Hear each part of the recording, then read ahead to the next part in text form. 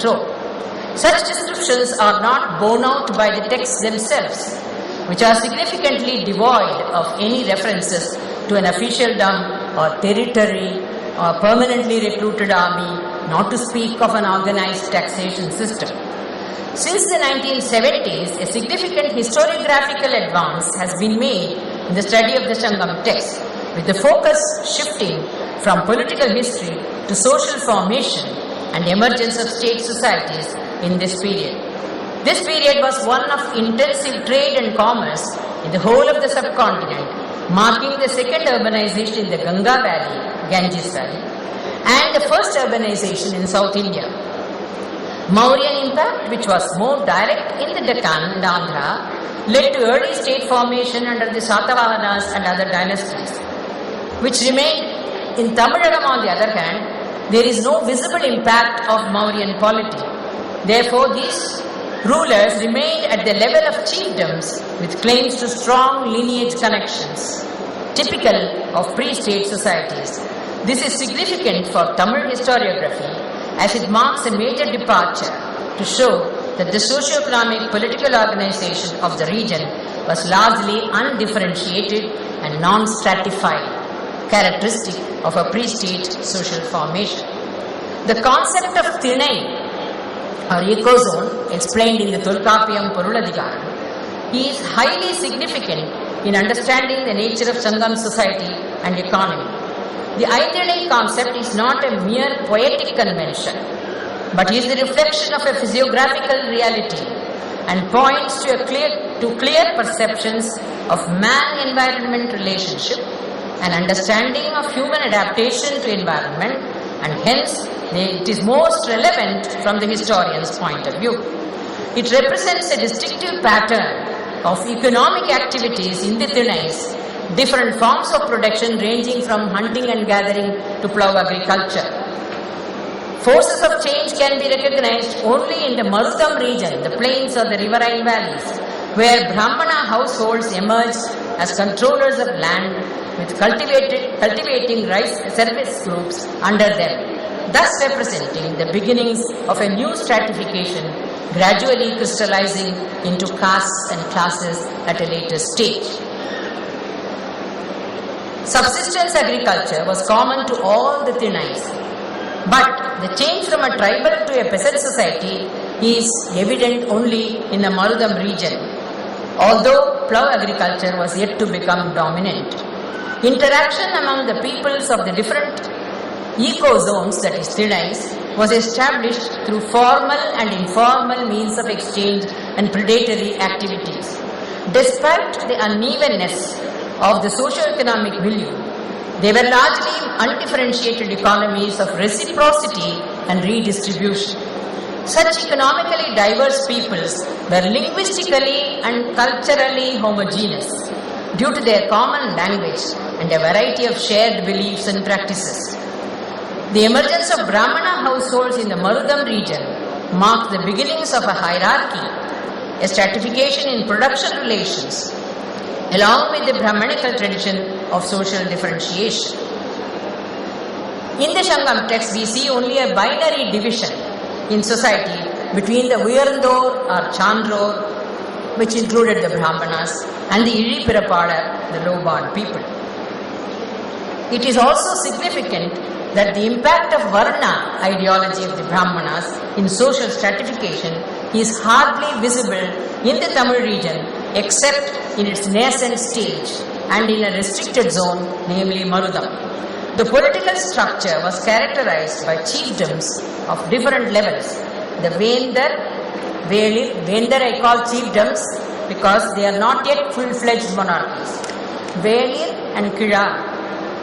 The last one particularly visible in the self-sustaining settlement called Ur, the basic unit of production with varying degrees of development in the plains. There was no notion of precisely demarcated territory, and apart from references to core areas of each of these, there is no clue to the actual spheres of control. For example, Karur for the Cheras, Madurai for the Pandyas, Urayur for the Cholas. And their strategic coastal towns, Muchiri, Korkai and Puhar respectively. The Vendar and Velir were lineage polities with claims to high pedigree as seen in the solar and lunar connections of the Cholas and Pandyas, while the Velir claimed links with the lineage of the Yadavas. Socio-political dominance was therefore shared by three ruling families, but the Velir chieftains held sway over all the Thinais in different forms. Therefore, they were hunter chiefs or pastoral chiefs or even agricultural chiefs. The Vedar category of chieftains appropriated the resources through prestation and gift. They had a large body of dependents such as their kinsmen, Kalaingar, scholarly bards, Pulavar, warriors, Maravar, Pidar, Mannar, bards, Panar and Purunar, magico-religious functionaries, and so on. The poetic flower symbolism of Vetchi, Karandai, Vanji, Kanji, and Tumbai show how institutionalized and common plunder was. Predatory appropriation of resources therefore points to the dominance of the ideology of war and booty redistribution.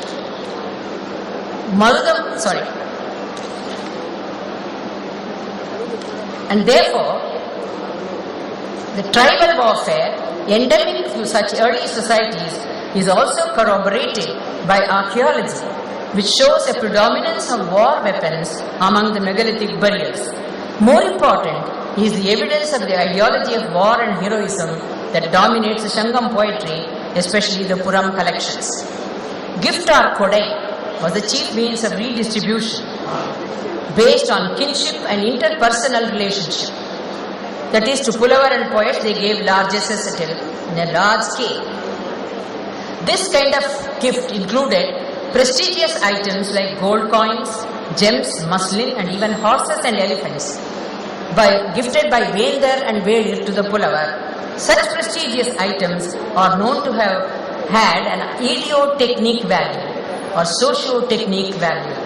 Thus, at the higher levels of exchange, plundered resources and luxury items of trade entered the gift exchange. But the poets themselves eulogized the Moovendar as the three crowned kings of ancient Tamilagam. They are often praised for performing Velvi or Vedic sacrifice, though at the same time they are also described as devotees of Kotravai, the war goddess, and Murugan. It would appear that the Brahmanical tradition was handed down to South India as a composite package consisting of the Vedic rituals, the Itihasa Puranic tradition and the Dharma Shastric norms. In Tamilagam, under Brahmanical influence, the popular folk forms of worship of the deities of the Thinai were gradually transformed into a formalized system due to the incorporation and assimilation of some of the major Thinai deities into the Brahmanical Puranic pantheon. While Vedic sacrifices are referred to, the sacrifice itself is not intrinsic to their legitimation.